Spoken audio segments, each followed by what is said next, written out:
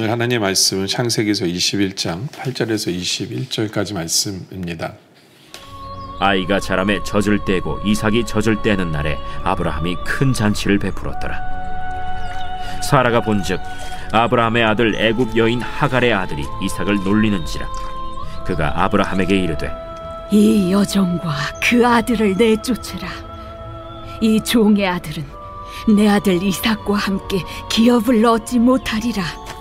아브라함이 그의 아들로 말미암아 그 일이 매우 근심이 되었더니 하나님이 아브라함에게 이르시되 내 아이나 내 여종으로 말미암아 근심하지 말고 사라가 내게 이른 말을 다 들으라. 이삭에게서 나는 자라야 네 씨라 부를 것임이니라. 그러나 여종의 아들도 내 씨니 내가 그로 한 민족을 이루게 하리라. 아브라함이 아침에 일찍이 일어나 떡과 물 한 가죽 부대를 가져다가 하갈의 어깨에 메어주고 그 아이를 데리고 가게 하니 하갈이 나가서 브엘세바 광야에서 방황하더니 가죽 부대에 물이 떨어진지라. 그 자식을 관목더물 아래에 두고 아이가 죽는 것을 참아 보지 못하겠다 하고 화살 한바탕 거리 떨어져 마주 앉아 바라보며 소리내어 우니 하나님이 그 어린아이의 소리를 들으셨으므로 하나님의 사자가 하늘에서부터 하갈을 불러 이르시되 하갈아, 무슨 일이냐? 두려워하지 말라.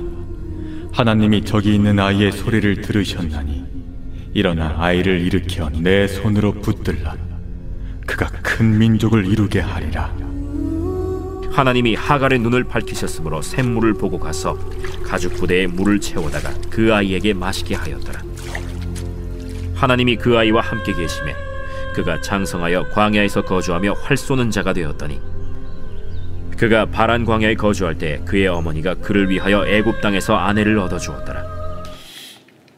8절에 보면 아이가 자라매 젖을 떼고 이삭이 젖을 떼는 날에 아브라함이 큰 잔치를 베풀었더라. 줄이나 돌잔치 하듯이 이제 이삭을 위해서 잔치를 합니다.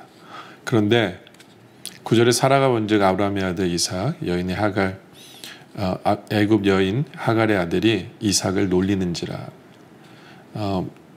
약 14살 차이 나죠. 그렇죠? 14살짜리 아가 아기를 놀립니다. 놀리는 것을 보게 되죠. 그래서 10절에 그가 아브라함에게 이르되 사라가 아브라함에게 말합니다. 이 여종과 그 아들을 내쫓으라. 이 종의 아들은 내 아들 이삭과 함께 기업을 얻지 못하리라 하므로. 그렇죠? 사라 분명히 얘기합니다.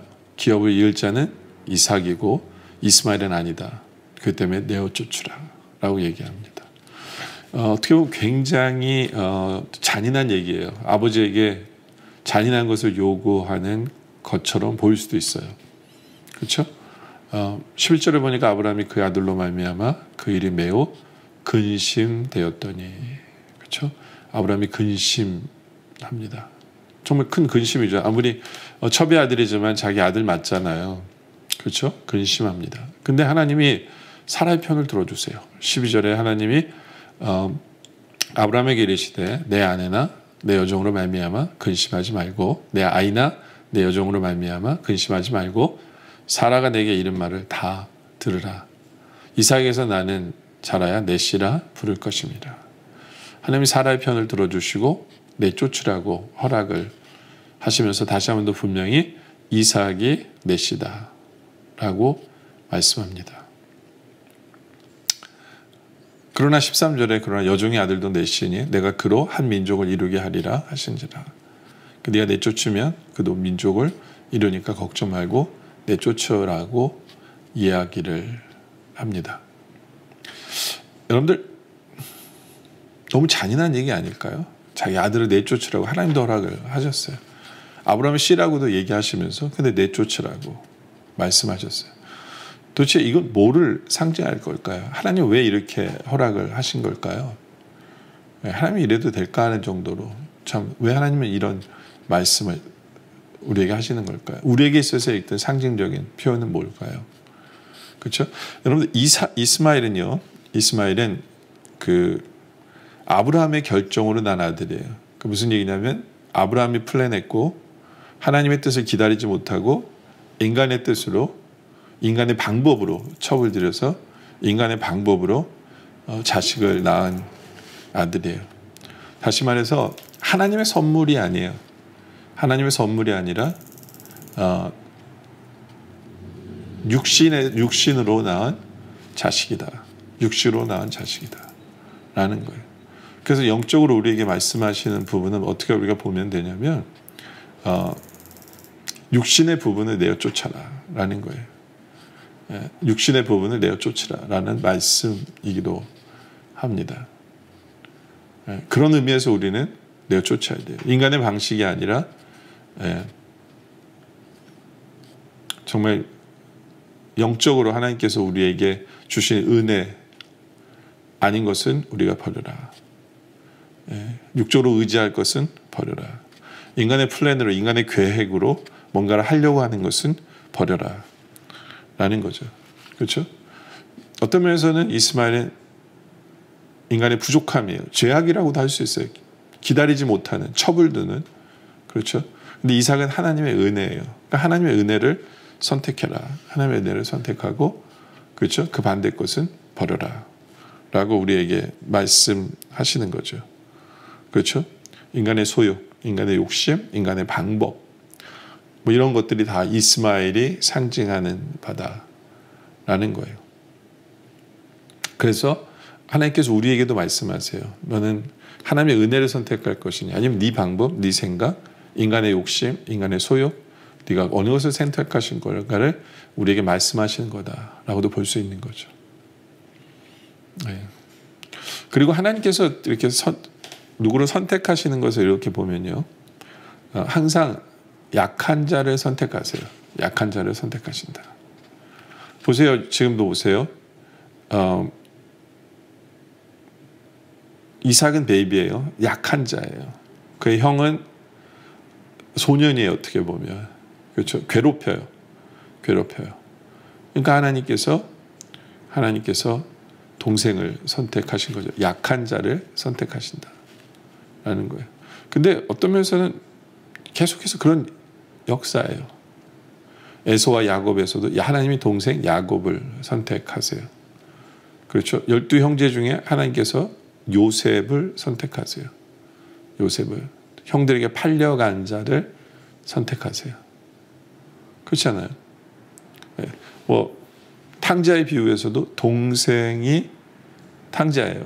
결국에는 그 아들이 정말 아버지에게 사랑을 받는 그런 아들로서의 모습을 보이죠. 그래서 우리에게 또 무엇을 얘기하느냐 하면 하나님은 약한 자를 세우시는 분이다라는 거예요.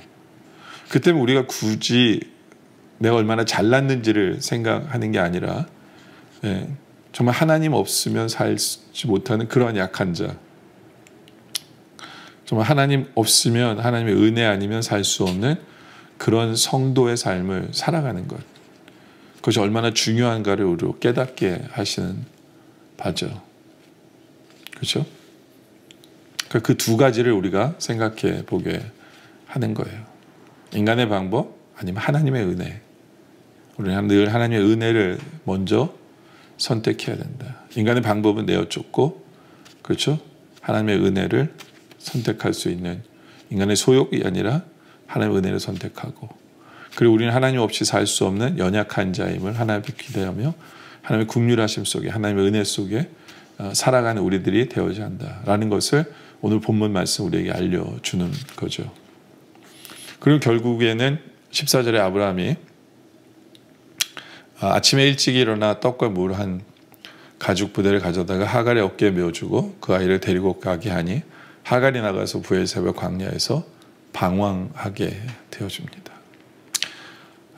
그래도 참 안타깝죠. 그렇죠? 떡 조금과 물만 가지고 내어 쫓겨요. 근데 이제 더 큰 일이 벌어지죠. 15절에 가죽 부대의 물이 떨어진지라 그 자식을 관목 덤불 아래 두고, 이제 물마저 떨어졌어요. 물마저. 그러면서 16절에 이르되 아이가 죽는 것을 차 보지 못하겠다 하고 화살 한 바탕 거리 떨어져 마주 앉아 바라보며 소리내어 웁니다.